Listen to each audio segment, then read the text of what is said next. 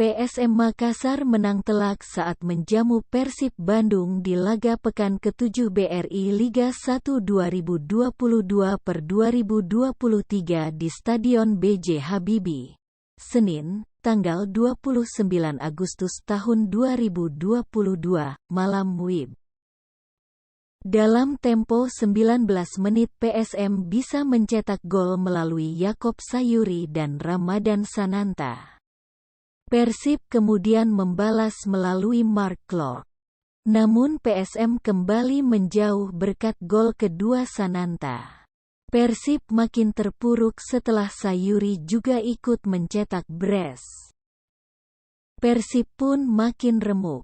Pasalnya, Wiljan Pluim bisa menambah keunggulan PSM. Hingga peluit panjang dibunyikan, skor tidak berubah. PSM menang dengan skor telak 5-1 atas Persib Bandung.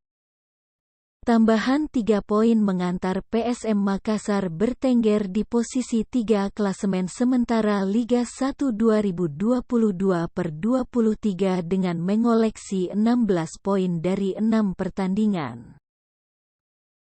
Mereka hanya terpaut 2 poin dari Borneo FC yang memimpin klasemen dan Madura United yang ada di posisi kedua.